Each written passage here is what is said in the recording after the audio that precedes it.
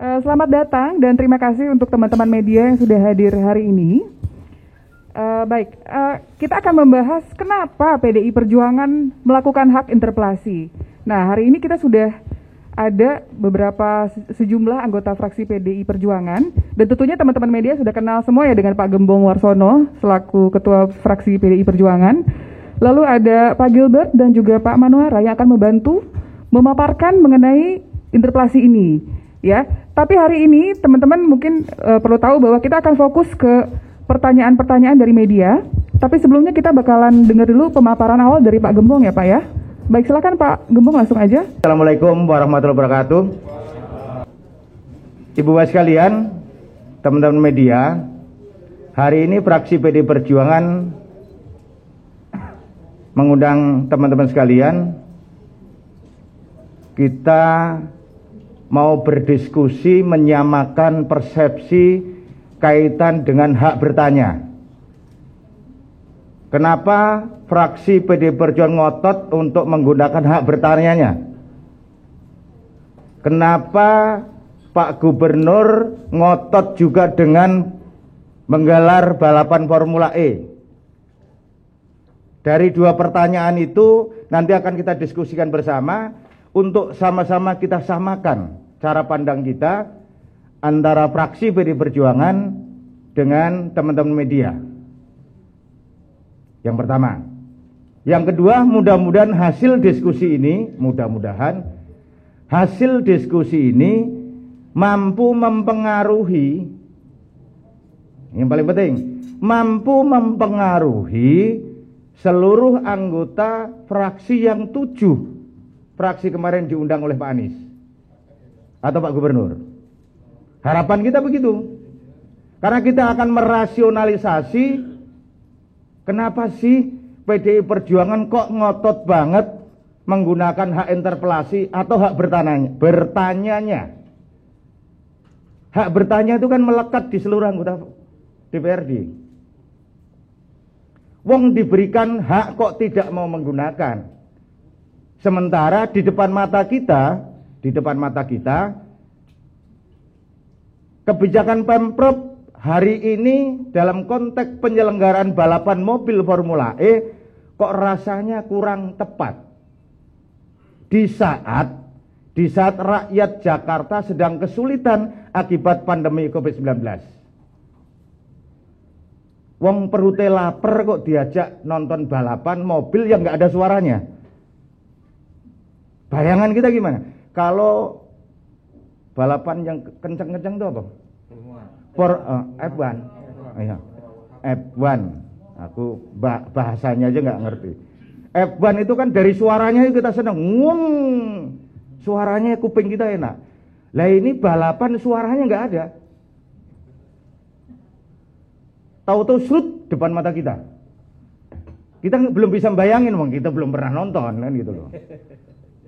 Tontonan yang menurut kami dari fraksi PDI Perjuangan, tontonan ini tidak menarik bagi rakyat Jakarta yang saat ini belum pulih kondisinya akibat pandemi COVID-19. Alokasi anggaran cukup fantastis itu menurut kami, kalau itu kita konversi untuk membenahi Jakarta, mungkin Jakarta akan jauh lebih baik. Kan begitu. Ini gambaran. Maka sekali lagi, dengan pemahaman yang sama antara fraksi PDI Perjuangan dan teman-teman media, harapan kita, ya mudah-mudahan besok,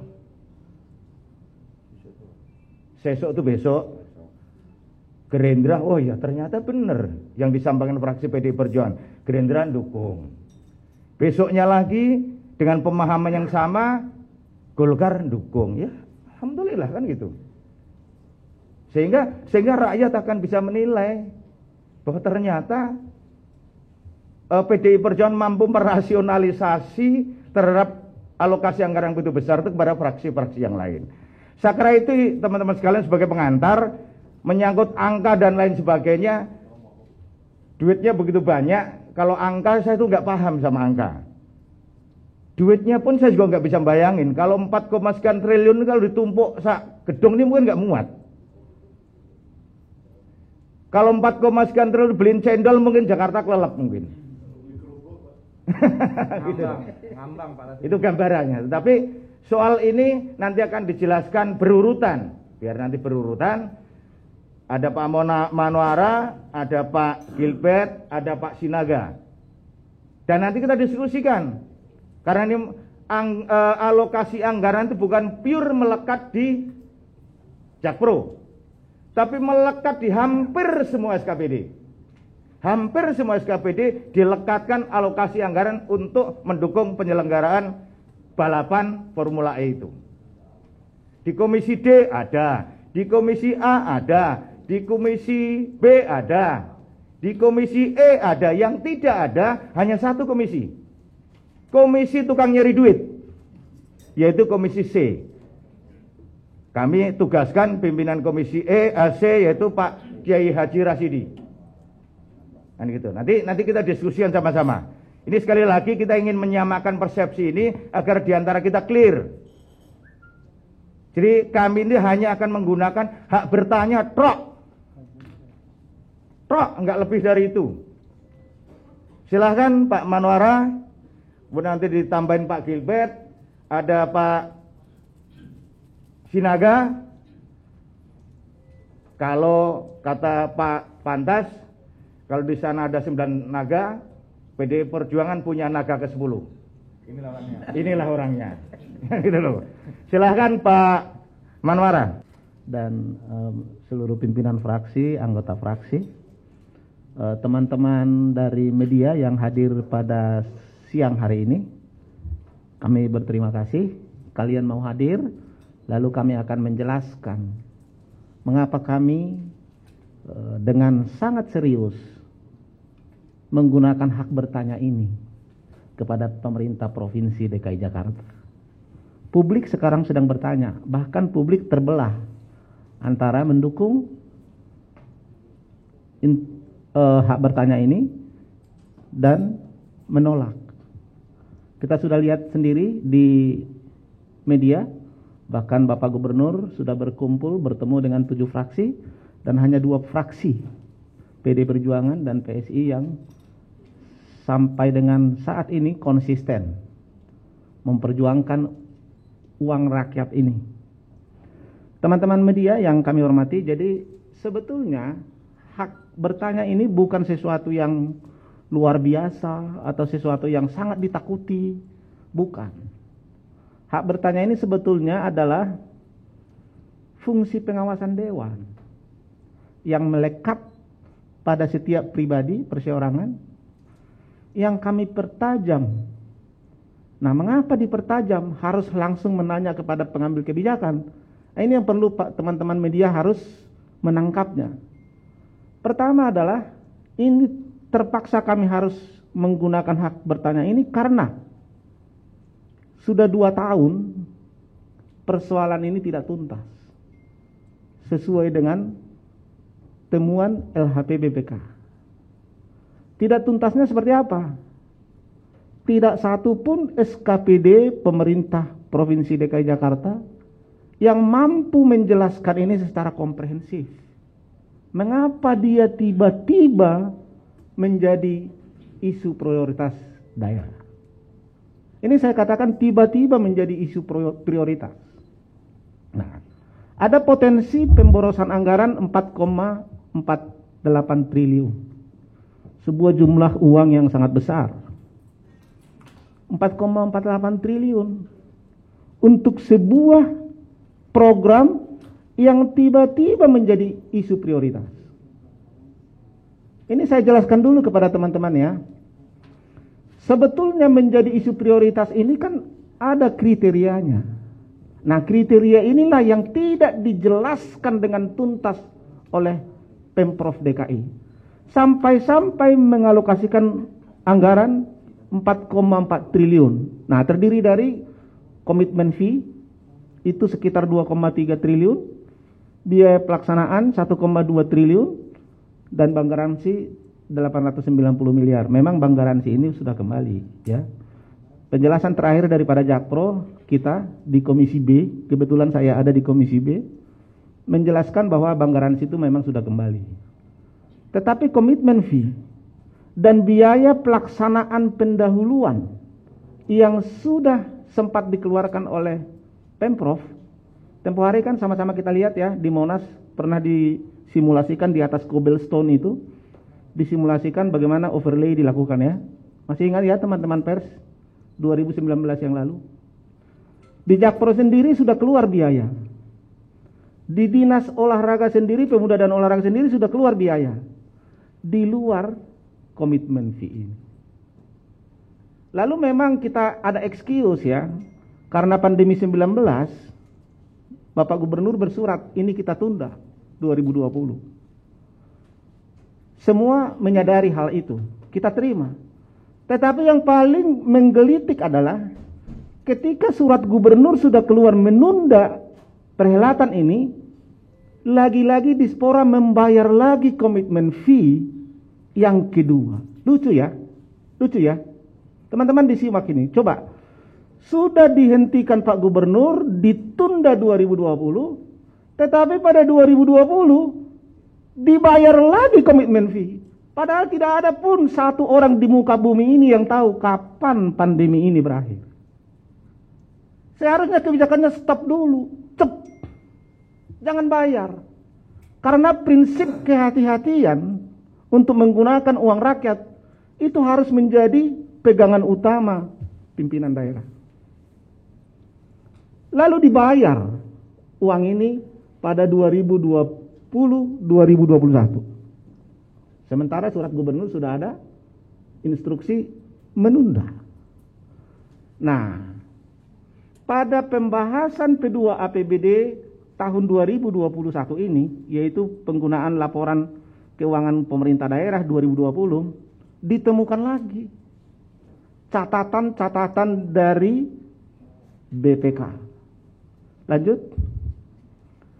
Terindikasi di sana nanti terlihat studi kelayakan yang mendasari program ini tidak layak. Ibu bapak kan teman-teman media harus mengetahui ya, kalau sebuah perencanaan penganggaran itu harus didasari oleh kajian yang memadai. Nah, bukan kami yang ngomong, BPK yang ngomong. Sebagai fungsi pengawasan tanggung jawab pengelolaan uang negara. Oleh amanat undang-undang, BPK punya hak untuk itu. Lalu kata BPK, studi kelayakan belum mencerminkan pembiayaan yang komprehensif. Mengapa belum mencerminkan? Karena salah satu variabel biaya, yaitu komitmen fee, tidak dimasukkan di dalam perhitungan studi kelayakan.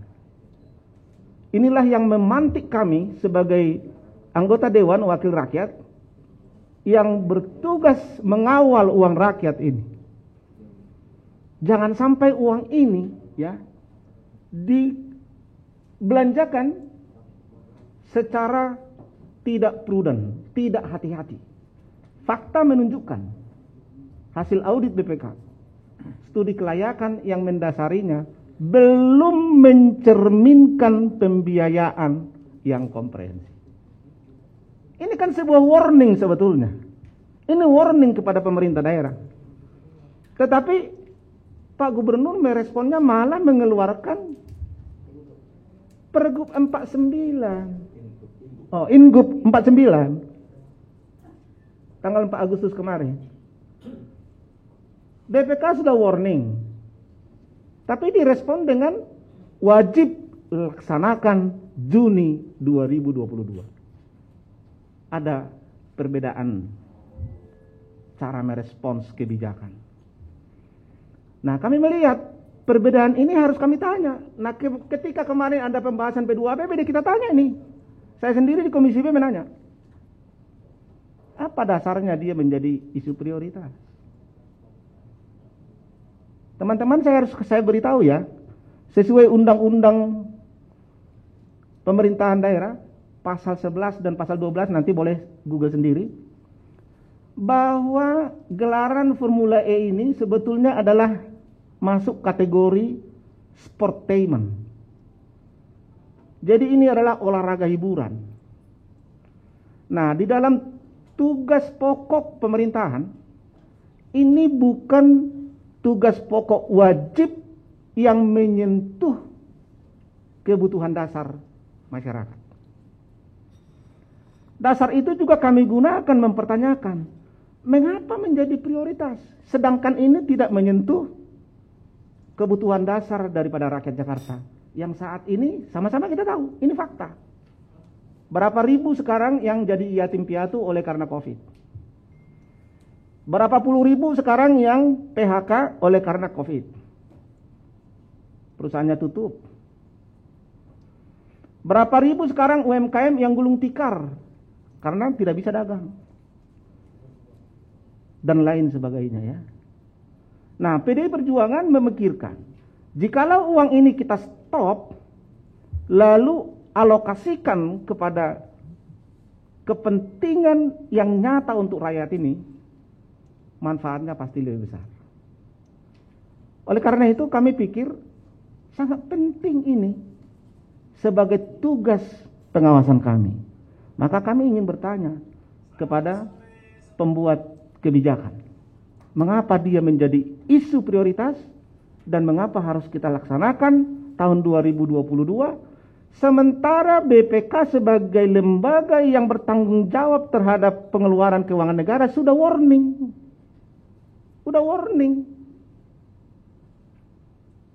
Nah, ada potensi kerugian.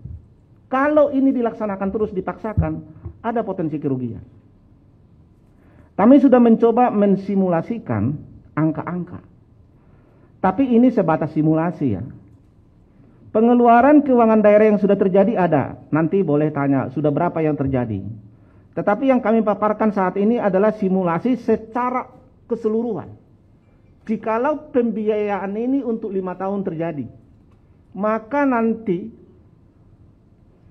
ada potensi kerugian di ujung perhelatan ini sekitar 1,3 triliun.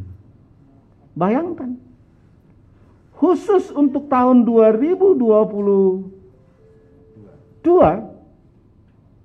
hasil simulasi kami dengan memasukkan variabel komitmen fee, kerugian itu berpotensi terjadi 106 miliar.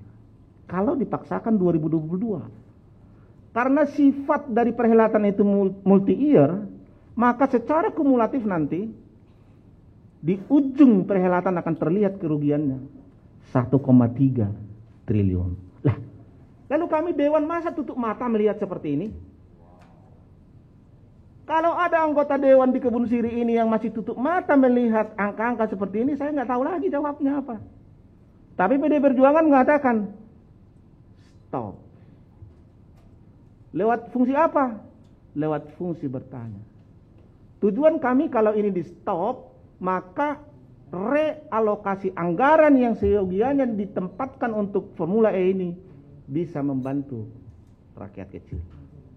Nah, itulah inti mengapa kami dengan sangat serius menggunakan hak bertanya ini kepada Pemprov DKI. Nah, kemudian lanjut. Kalau angka-angka itu lagi-lagi simulasi ya. Misalnya saya memberi gambaran kepada teman-teman media. Kalau angka 4,48 triliun itu kita alokasikan membangun sekolah, 88 sekolah baru bisa kita bangun. 44 rumah sakit bisa kita bangun. 7,4 juta sembako untuk keluarga miskin selama 2 bulan bisa kita suplai. Kalau kita alokasikan ini untuk stimulus kepada UMKM yang korban karena pandemi, 3,7 juta UMKM dengan pagu 1,2 juta rupiah bisa kita bantu. 7,3 juta loh.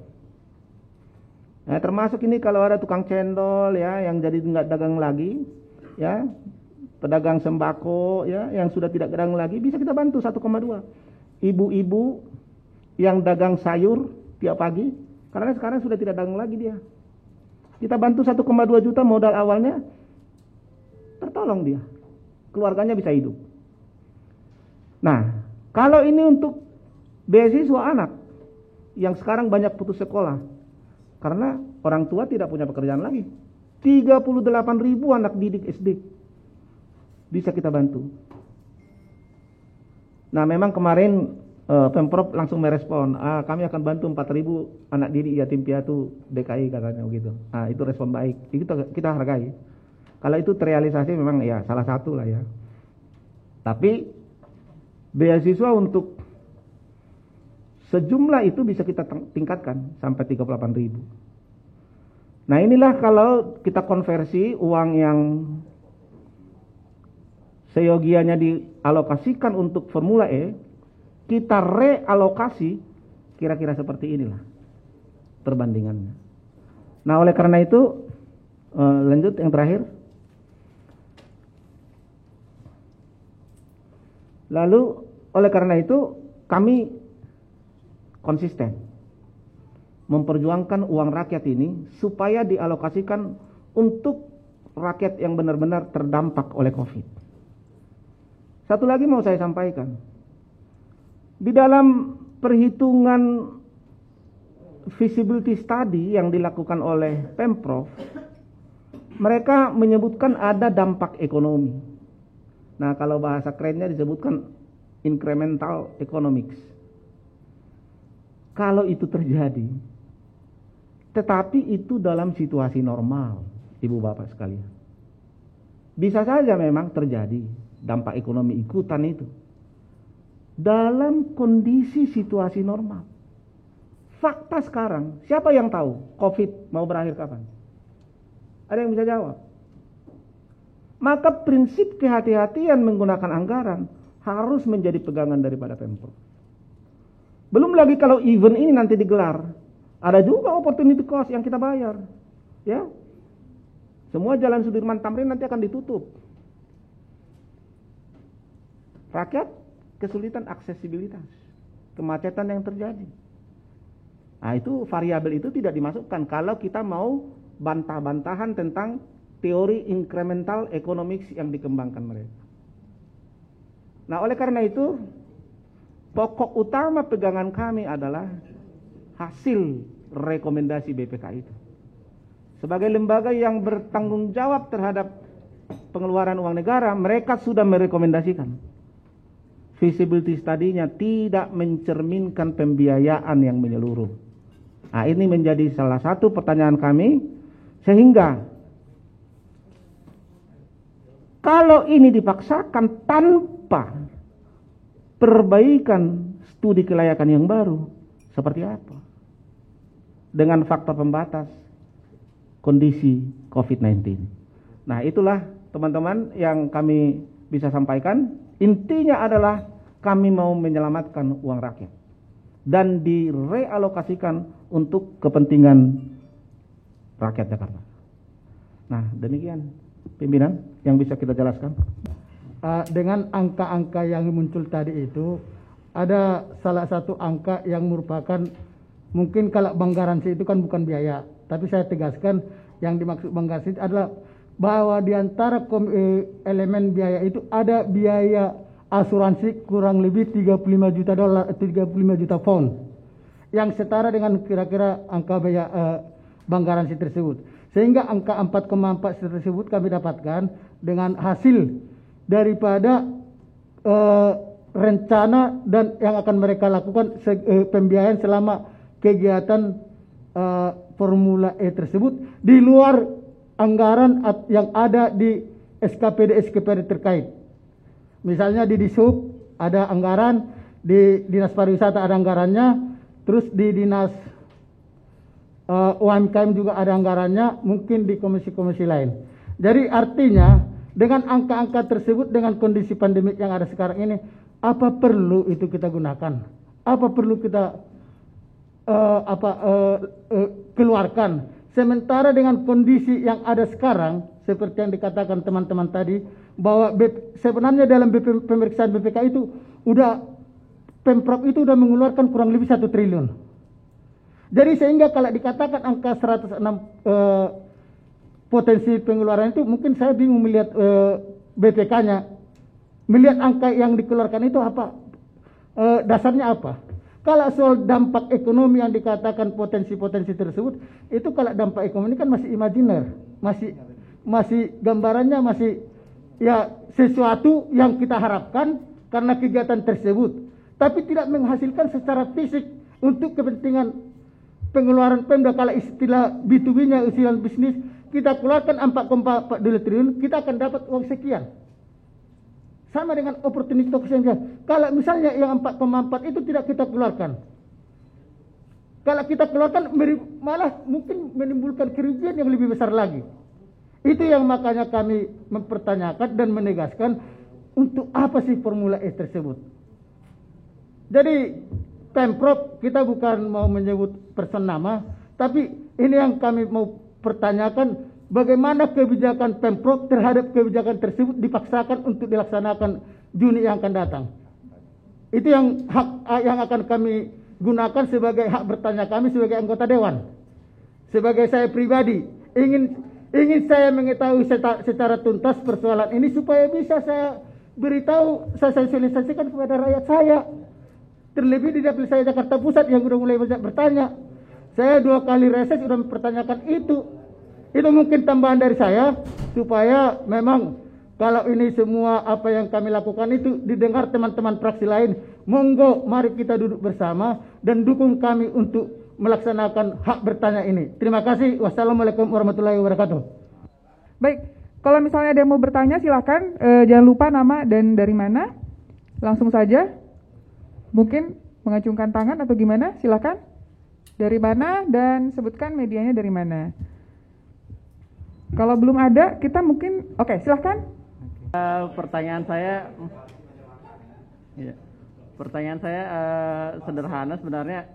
Kalau saya lihat dinamika penolakan interpelasi ini lebih banyak narasi kan yang dikeluarkan sama teman-teman 7 fraksi. Nah, sebenarnya apa ini strategi dari teman-teman PDIP untuk melawan narasi-narasi yang memang nggak punya data gitu.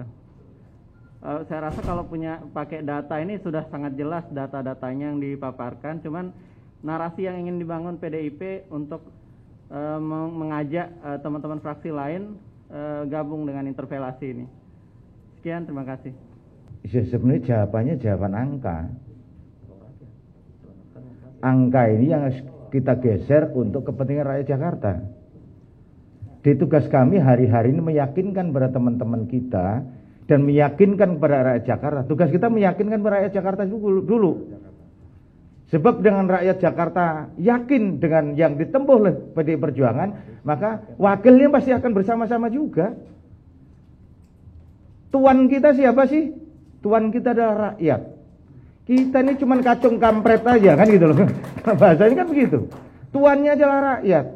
Lah hari ini kita menjelaskan kepada tuan kita bahwa inilah kalau kita lakukan kita akan menghamburkan uang. Kita akan membakar uang yang begitu banyak. Uang yang mau kita bakar ini kalau kita geser untuk kepentingan rakyat Jakarta, jauh manfaatnya lebih besar buat rakyat Jakarta. Jadi kita menyampaikan kepada tuan kita. Kalau tuannya sudah yakin, pasti bahkan saya yakin wakilnya akan mengikuti tuannya itu, gitu loh mas. Jadi tugas kita meyakinkan itu, bahwa narasi yang dikembangkan, ya ini namanya politik, dinamika. Insya Allah saatnya nanti, insya Allah waktunya nanti, tuan-tuan itu akan mempengaruhi para wakilnya, kan begitu aja mas. Tuan-tuan akan mewakili, akan menyampaikan para wakilnya untuk tetap teguh dengan prinsip dan pendirian bahwa setiap rupiah yang kita keluarkan harus sebesar atau kepentingan rakyat Jakarta. Itu saja. Kalau ada teman menambahkan, dipersilahkan. Biar Mas Singgih puas. Ya. Walaupun fraksi PD Perjuangan bukan alat pemuas. Jadi narasinya dimulai dengan interpelasi ini atau hak tanya ini ya Pak ya? Ya. Baik. Baik. Ya. Silakan Pak Nohara. Jadi memang ini kan hak individu daripada anggota, melekat pada setiap anggota. Lalu kalau ada orang atau anggota dewan yang merasa lebih berpihak kepada narasi Pemprov yang kita sebut dalam tanda petik ngotot lah ya, padahal sudah di warning, lembaga pengawas keuangan negara itu yang paling tinggi itu adalah BPK. Kalau dia masih ngotot lagi, udah di warning tapi ngotot, apa ini coba? Silakan rakyat Jakarta simpulkan. Silakan teman-teman pers simpulkan. Tugas utama anggota dewan itu adalah mengawal uang rakyat.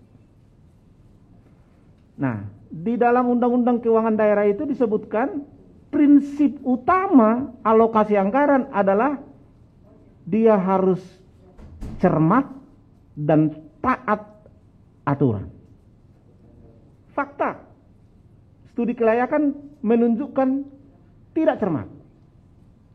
Lalu kita punya fungsi pengawasan, kita biarkan. Kita biarkan. Saya pikir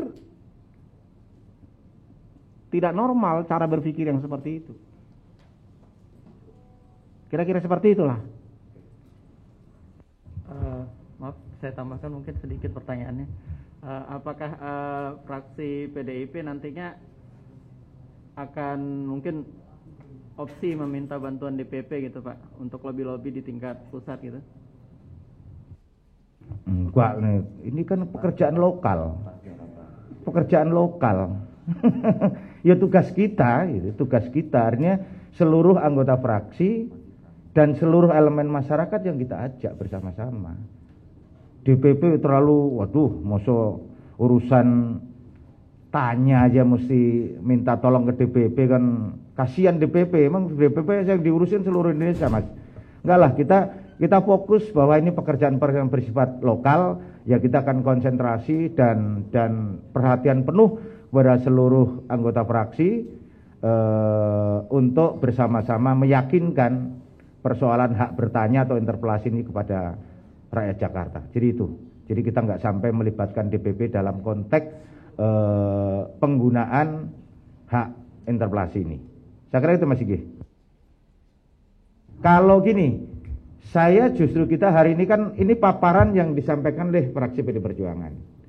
Kalau teman-teman punya, ini sifatnya kan diskusi. Kalau teman-teman punya pandangan, monggo kita diskusikan. Gitu loh. Kita diskusikan bersama-sama. Jadi apa yang kita paparkan tadi ini adalah analisa atau hasil pencermatan yang dilakukan oleh teman-teman fraksi yang mau kita sajikan kepada publik. Itu ya Mas. Saya persilahkan. Baik, terima kasih Mas. Silakan. Terima kasih, Sopian Bang dari Harnas. Yang ingin saya tanyakan pertama terkait dengan pertemuan di rumah Pak Gubernur dengan 7 fraksi. Saya melihat PDIP seperti kecolongan Bang dalam pertemuan itu. Padahal seharusnya paparan yang angka-angka yang ada sekarang ini, sebetulnya saya lebih berpandangan lebih dahulu diutarakan kepada fraksi-fraksi supaya mereka bisa memahami dan satu suara dengan PDIP. Saya juga beberapa kali wawancara dengan Pak Rasidi, ada nada optimisme interpelasi akan berjalan. Tapi kalau dari statement Pak Gembong barusan akan berusaha mempengaruhi, jadi malah nada pesimistis yang muncul gitu. Apakah memang ada tujuan lain dari interpelasi ini yang ingin disampaikan oleh PDIP? Karena sebetulnya interpelasi ini akan lemah ketika 7 fraksi sudah menolak. Terima kasih Bang. Langsung saya jawab ya. Nggak ada kecolongan. Nggak ada kecolongan. Kalau soal diundang makan itu kan haknya yang mengundang. Mengundang siapa saja boleh. Dan bagi yang diundang, kata Pak Haji Rasidi, hukumnya wajib hadir. Itu loh. Karena kami tidak diundang, ya nggak wajib hadir, kan itu aja. Jadi nggak ada konteks kecolongan, nggak ada. Kemudian, apakah PDI Perjuangan pesimis? Ya enggak, kalau pesimis nggak maju bos. Tapi faktanya hari ini masih perbandingannya 73 lawan 33. Yes. Itu fakta. Tetapi fakta itu kan disampaikan oleh ketua fraksinya. Apakah anggota akan selaras dengan pernyataan ketua fraksi? Ya belum tentu. Hari-harinya teman-teman turun ke masyarakat, menyampaikan pada tuannya tadi. Ketika mereka ditekan oleh tuannya, sampai mesti gini, ya bisa saja mereka berubah. Kan begitu. Ini perjalanan masih panjang, bos. Jadi konteksnya mempengaruhi, bukan berarti kami kok pesimis. Justru ini nada optimis kita, nada optimis PDI Perjuangan untuk bisa melanjutkan interpelasi ini. Itu, Mas. Jadi jangan dibalik-balik. Ini kalau nggak optimis saya nggak ngundang teman-teman kan gitu loh. Malu kalau nggak kan gitu loh. Ini nada optimis saya kan gitu loh. Yang pertama, mungkin sekedar overview dari Formula E ini biar kita sama-sama dapat gambaran. Waktu direncanakan, anggaran ini dipecah-pecah di beberapa SKPD, sehingga kalau kita bertanya di Komisi B, kemudian jawabannya tidak ketemu karena dipaparkan di komisi yang lain. Sehingga amat sukar buat kami untuk mengikuti persisnya bagaimana biaya kemudian pelaksanaannya. Lalu semakin kita kemari, semakin kita mengerti karena waktu itu di Komisi di Komisi B 2019 kita syukur alhamdulillah dibuka lagi itu karena anggota baru. Anggota DPR baru, harusnya itu sudah disepakati waktu itu. Tapi kemudian dibuka, lalu ketahuanlah ada di Dishub waktu itu pengadaan sepeda untuk pengawasan. Ada di pariwisata untuk pengadaan WC. Ada kemudian perombakan Monas di Citata. Kemudian pembayaran komitmen fee di Dispora, lalu pengadaan sirkuit ada di Jakpro. Lalu pelaksananya siapa? Ini kan dapat dulu gambarannya. Itulah kemudian BPK mengatakan di dalam rekomendasinya, loh ini job desk-nya bagaimana? Kenapa tidak jelas pembagian kerjanya? Biaya dari pemerintah tetapi pelaksananya siapa? Dan kemudian keuntungan tidak dijelaskan di dalam perencanaan itu. Kalau ada untung bagaimana pembagiannya? Tidak dijelaskan. Lalu kemudian komunikasi dengan pihak Formula E Operation juga tidak detail ditampilkan oleh proposal itu. Itulah yang kemudian oleh BPK dikatakan clear dulu nih. Ini untung apa rugi? Lalu sesudah mereka kaji ulang itu proposal atau feasibility study atau studi kelayakan, ternyata dana komitmen fee yang sudah dibayarkan tidak dimasukkan di dalam biaya untuk kemudian apakah untung atau rugi. Sesudah itu kemudian dimasukkan komitmen fee di studi kelayakan yang mengatakan untung lalu menjadi rugi.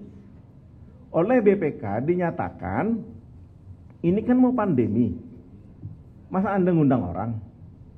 Ini kan rugi, masa Anda mau laksanakan? Pembagian keuntungan tidak jelas, kemudian pelaksanaan pembagian kerja tidak jelas. Mungkin kita semua pernah mendengar manajemen, prinsip pertama adalah first do first. Kerjakan dulu yang penting dan kemudian job description. Itu prinsip pertama dalam buku manajemen manapun. Itu juga tidak dikerjakan. Prinsip paling pertama aja tidak dikerjakan, lalu bagaimana ini nanti pelaksanaannya? Karena itu kemudian BPK mengatakan bikin studi kelayakan baru. Anda yakin ini untung? Anda yakin ini ada orang datang?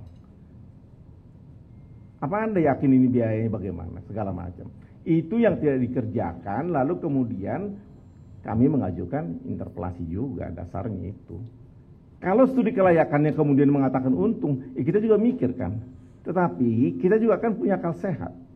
Apakah mungkin masih untung ini? Karena waktu itu direncanakan adalah dalam kondisi normal. Dalam kondisi pandemi sekarang, apakah masih mungkin perhitungan datangnya wisatawan sekian? Itu kan data-data angan-angan, imajinasi semua. Yang jelas tangible, terukur, rugi.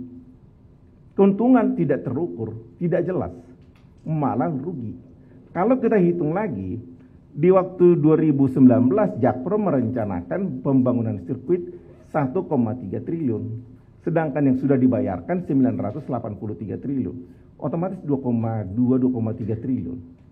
Makin nggak jelas keuntungannya. Ini yang kemudian perhitungan. Lalu ini juga ada potensi maladministrasi yang sangat serius. Tapi itu mungkin saya nggak tahu apakah perlu dibuka sekarang atau tidak itu. Oke, kalau gitu saya tutup dulu potensi maladministrasi.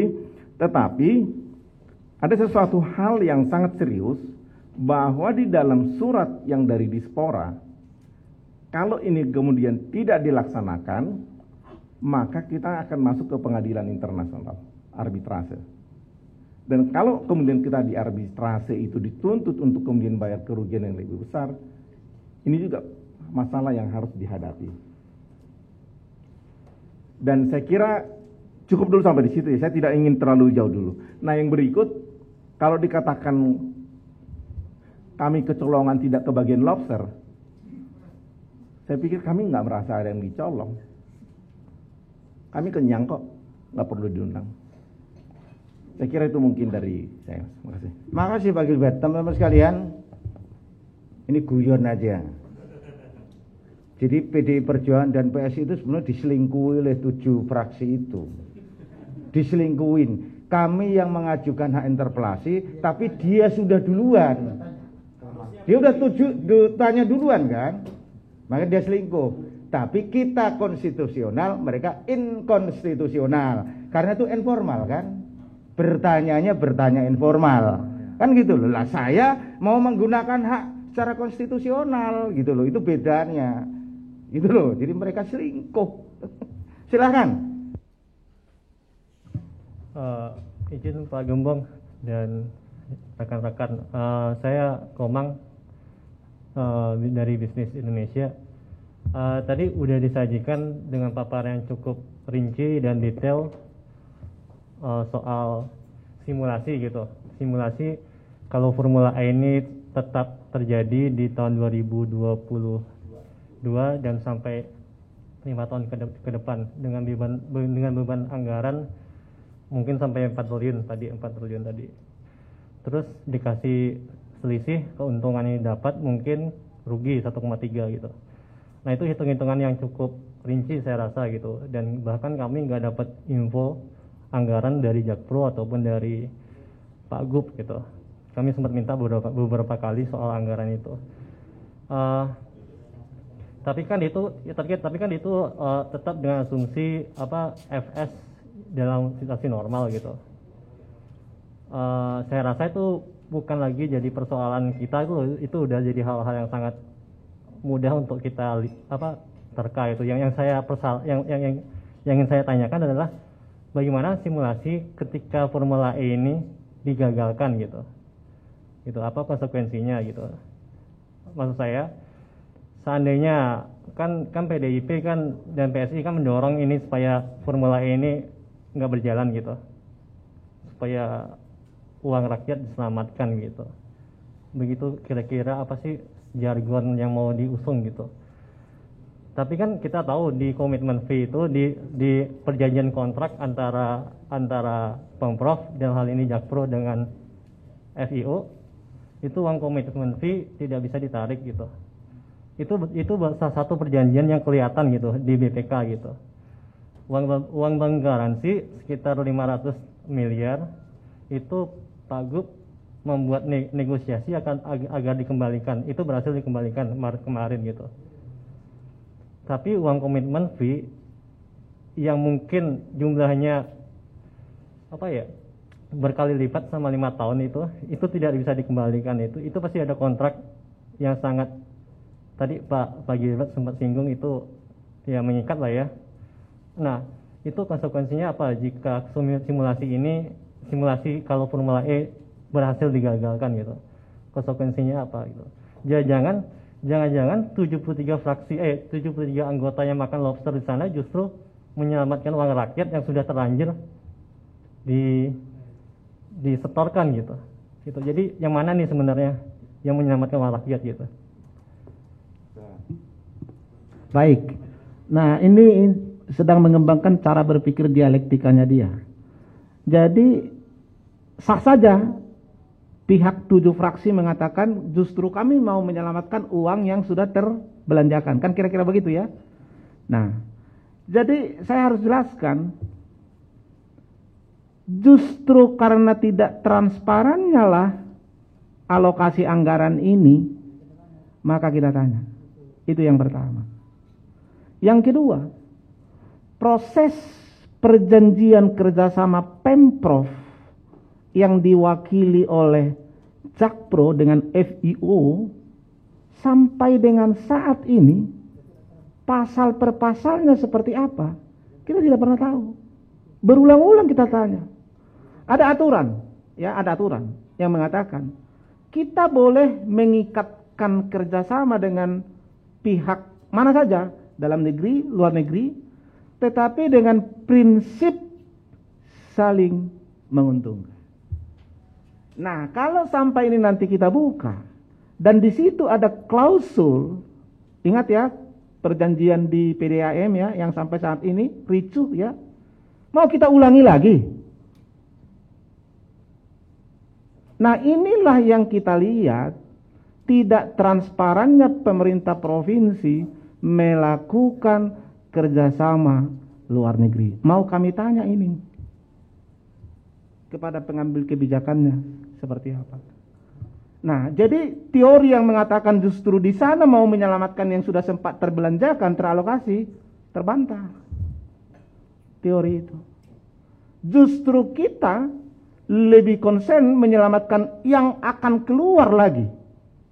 Yang akan lebih besar keluar lagi kalau ini dilanjutkan. Nah, terhadap yang sudah sempat keluar, apa solusinya? Kan gitu ya. Sudah direkomendasikan BPK, lakukan renegosiasi ulang. Tidak dilakukan.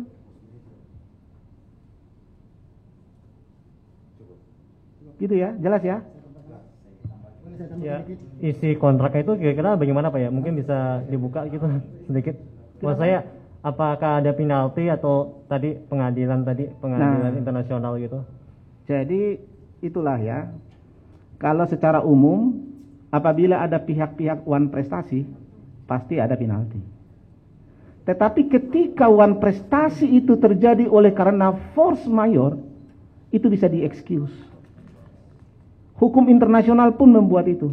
Di hukum kita pun, hukum Indonesia meng-excuse force majeure. Jadi menurut akal sehat kita, adalah tidak masuk akal kondisi force majeure, ya, tetap kita malah bayar lagi untuk kelanjutannya. Ini faktanya gitu. Ya, maksud saya yang kita bayar lagi itu tadi kan udah saya bilang, Pak Gubernur sudah keluarkan surat undur, stop dulu. Tapi dibayar lagi. Yang tadi saya jelaskan di awal kan, 2020 stop, batal. Kita undur kata Pak Gubernur. Tapi kok dibayar lagi? 2020, 2021. Nah, ini apa ini gitu loh. Maka pengen kita tanya persisnya, apa sih sebetulnya motif dibalik ini? Narasi mereka, apa yang dikatakan Pak Manwarja tadi juga narasi kita. Menambahkan aja, ini peristiwa pembayaran komitmen fee 2019, 2020 udah kan cacat. Waktu pemeriksaan BPK juga udah dipertanyakan. Terus pada saat pelaksanaan pembayarannya kan udah kondisi pandemik. Kok dipaksakan? Ada apa perjanjian yang dibuat mereka? Ini yang selalu kita tanyakan, tolong mana dokumen perjanjiannya? Tidak pernah diberikan kepada kita. Makanya kita mau bertanya. Makanya kita menggunakan hak kita. Itu loh Mas. Terus kalau dibilang potensi kerugian, ini udah potensi kerugian, udah dibayar sekian. Makin parah kalau kerugian yang ditimbulkan kalau ini terjadi lagi. Seperti yang saya katakan tadi, hanya untuk komitmen fee. Hanya untuk komitmen fee kita harus keluarkan kurang lebih 2,4 triliun. Belum lagi biaya asuransi 35 juta dolar. 35 juta pound. Terus biaya pelaksanaan seperti yang saya katakan tadi di semua SKPD terkait. Tapi angka ini semua belum detail diberikan kepada kita.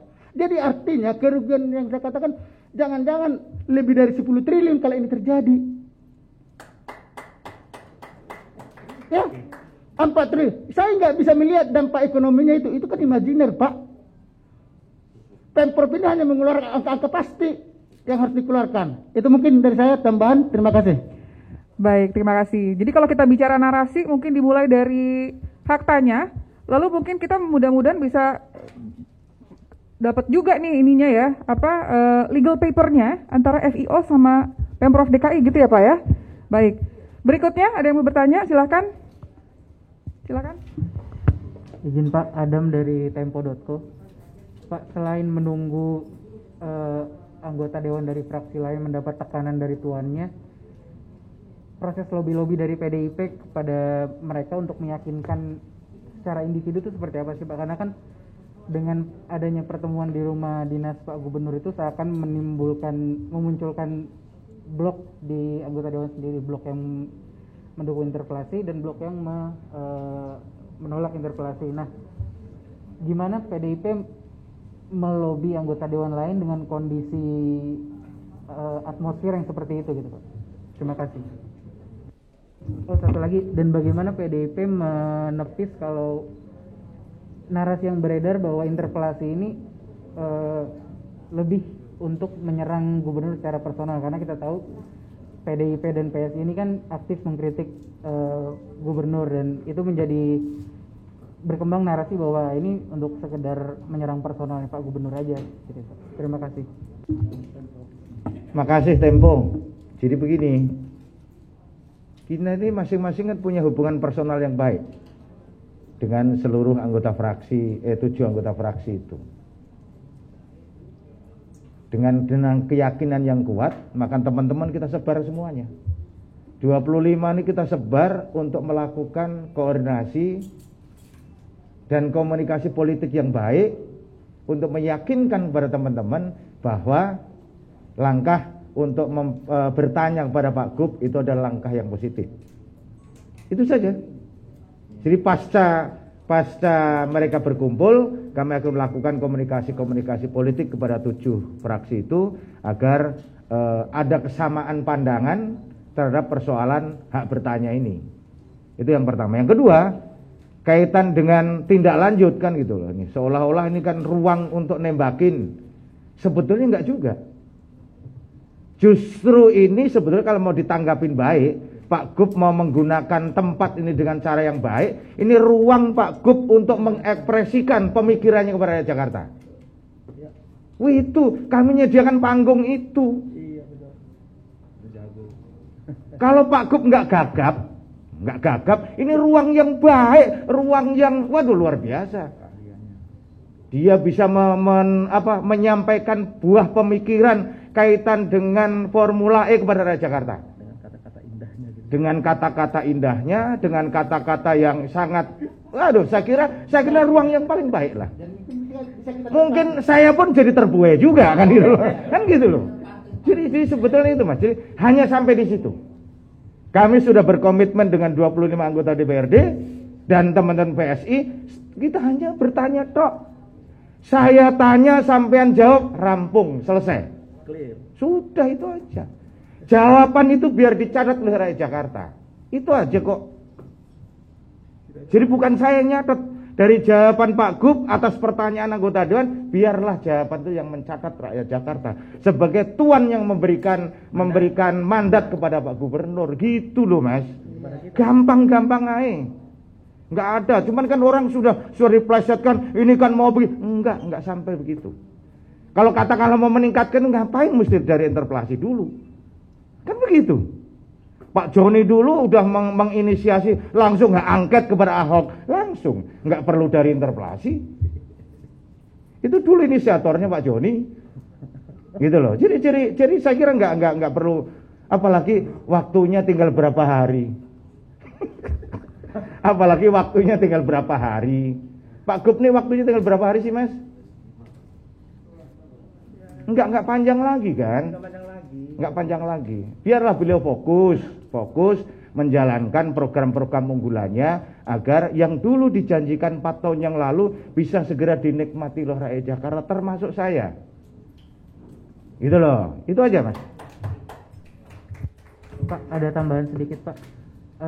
seberapa yakin fraksi PDIP kalau anggota dari fraksi lain itu bisa mendukung interpelasi gitu Pak? Karena kan idealnya memang interpelasi itu hak individual anggota dewan, tapi ya realitanya rasanya sulit membayangkan anggota itu berbeda pandangan dengan fraksi atau ketua fraksinya begitu Pak. Baik Mas, ini kan soal hati nurani, panggilan hati nurani. Ini panggilan nurani yang paling dalam. Oh Pak Joni kalau udah bicara soal ini betul-betul dari sanubari yang paling dalam udah. Betul, ini soal panggilan nurani. Yakin, bahkan Hakul yakin teman-teman 25 mampu mempengaruhi anggota yang lain. Hakul yakin. Apalagi Bu Mary kalau sudah berbicara masalah hak bertanya ini yang notabene untuk menyelamatkan keuangan rakyat Jakarta, waduh, yakin. Orang terlepak-lepak langsung di kan gitu loh. Yakin lah Mas. Kita udah piawai semua lah, udah ahli lobby semua lah Mas gitu loh. Gitu loh, yakin. Dan ketika bicara pimpinan partai politik, kita juga harus mampu. Saya melaporkan ini kepada pimpinan partai. Saya tugasnya yang pertama meyakinkan pimpinan dulu. Kalau pimpinan saya udah yakin, baru saya bergerak. Pimpinan saya yakin dengan langkah yang kita lakukan ini. Gitu loh. Yakinlah Mas, insya Allah Mas. Jadi dengan tekad yang bulat, semangat kebersamaan yang kuat, dengan baca bismillah, insya Allah langkah ini bisa kita tempuh dengan baik. Perlu nggak ngelobi ngajak makan malam fraksi yang lain, Pak Gembong? Dengan cara bermacam-macam, orang silaturahim kan dengan berbagai cara. Mau makan malam kek, mau makan lobster kek, kan gitu loh. Itu kita dengan berbagai cara. Kalau soal makan malam urusannya Mbak Yuke, nanti Mbak Yuke atur teman-teman kita kumpul makan malam, sudah. Kita punya bagian masing-masing. Pak Gembong, soal keyakinan kira-kira sampai kapan? Apakah bulan September bisa dilakukan sidang paripurna interpelasi atau 2022 baru digelar? Ikan cepat ikan gabus. Udah itu aja. Kalau bisa cepat ngapain mesti kita lama-lamain kan gitu loh. Itu aja. Itulah Mas. Saya punya keyakinan kuat. Hakul kuat. Pak Haji Rasidi sudah menceramai kita seluruh 25 anggota. Sudahlah Pak, dengan kekuatan batin kita, dengan nawa itu kita yang baik, insya Allah langkah kita akan diridhoi Allah Subhanahu Wa Taala. Kan gitu. Amin. Dan mudah-mudahan tidak perlu ada lobby-lobbyan ya, karena kalau hati nuraninya bicara harusnya setuju ya dengan hak tanya ini ya. Baik, kita akan kasih 2 pertanyaan lagi. Setelah itu kita tutup mungkin ya. Silakan. Ini tadi soal yang lobby itu boleh diceritain nggak Pak detailnya seperti apa aja sih yang disampaikan sama pelobi ini dan apa alasan dia minta Pak Gembong untuk ya udah nggak usah dilanjutin lagi tanda tangannya segitu aja gitu. Jadi gini, pertama seolah-olah yang namanya interpelasi kan membuat kegaduhan, seolah-olah kan buat kegaduhan. Karena dianggap ini akan membuat kegaduhan, maka lebih baik diurungkan kan. Intinya itu. Yang itu yang pertama. Yang kedua, ini seolah-olah nanti akan terjadi pertentangan antar lembaga. Kenapa? Karena yang saya pakai, karena fraksi PD Perjuangan salah satu alas untuk mengajukan interpelasi ini adalah rekomendasi BPK. Sehingga seolah-olah nanti dikhawatirkan terjadi benturan antara BPK dan Pemprov DKI Jakarta. Nah, itu kan urusanmu. Yang kita pakai kan ada rekomendasi itu. Gitu loh Mas. Jadi itu kita jangan sampai nanti terjadi pertentangan antar lembaga, buat gaduh dan lain sebagainya. Gitu. Itu aja sebenarnya 2 hal itu yang akhirnya cukup panjang perdebatan itu. Tapi 2 hal itu intinya. Gitu Mas. Baik, mungkin 1 pertanyaan lagi, silakan. Mbak Fahri dari suara.com, mungkin melihat optimismenya PDI dan PSI aja nih sebagai pengaju interpelasi, udah berapa sih anggota dewan di luar fraksi PDI PSI yang udah menyatakan bakal mendukung interpelasi ini? Dan kalau bisa dibuka juga mungkin fraksi mana yang paling memungkinkan untuk goyang dan ikut ke mendukung interpelasi ini? Gitu aja, sekian. Baik Mas, kita masih bicara personal ya. Masih bicara personal. Mas saya katakan tadi, ini 25 itu kita sebar. Kita masing-masing bicara personal. Misalnya saya bergerilya di Komisi A. Sudah banyak teman-teman yang sepaham itu. Sudah banyak, cuman kan tetap itu tadi. Ujungnya tetap saya mesti ujungnya berdasarkan pembahasan kita atau perbincangan kita di bawah tadi, kan kita akhirnya di ujungnya mesti kelonwon sama pimpinannya kan itu. Jadi ujungnya akan ke situ. Tapi pada pemahaman sementara ini di semua fraksi sudah banyak yang bisa kita pengaruhi, tinggal tahapan berikutnya mematangkan ini untuk kita bisa bersama-sama silaturahim dengan pimpinan-pimpinan fraksi. Sudah berapa nama kira-kira Pak? Karena kan Contohnya kan forum kan. Contohnya kayak kemarin Demokrat, Mbak Afni sudah tanda tangan. Dan itu seperti itu akan banyak lagi, insya Allah lah. Cuman kan kita sekali lagi kita jangan sampai membentur mereka dengan pimpinannya. Jadi kita mesti yakin dulu personalnya dulu. Dari personal yang sudah yakin itu nanti akan kita kirim bersama-sama dengan tim lobby dari fraksi PD Perjuangan bicara secara hati ke hati kepada pimpinan fraksinya masing-masing. Gitu Mbak. Ada lagi ya, yang terakhir saya ucapkan sekali lagi, saya ucapkan terima kasih teman-teman media. Bahwa ini ruang silaturahim kita, ruang diskusi kita. Mudah-mudahan apa yang kita sampaikan buat teman media ini betul-betul bisa sampai di tengah-tengah masyarakat lewat kehadiran teman-teman media. Sekali lagi yang ingin saya sampaikan kepada teman-teman sekalian bahwa hak bertanya ini hanya murni kita sampaikan. Saya cuma mau tanya, sampai jawab, selesai. Nggak ada implikasi apa-apa kok gitu loh. Jadi cukup sampai di situ. Jadi teman-teman jangan terprovokasi bahwa nanti akan begini, enggak, kita sampai di sini saja. Cukup kita akan bertanya, sampean jawab, dan mungkin jawabannya juga akan mempengaruhi sikap kita, mungkin. Ketika jawabannya betul-betul membuat kita terbuai kan gitu. Saya kira itu teman-teman sekalian. Sekali lagi saya ucapkan terima kasih. Saya akhiri bila topik walidayah. Assalamualaikum warahmatullahi wabarakatuh.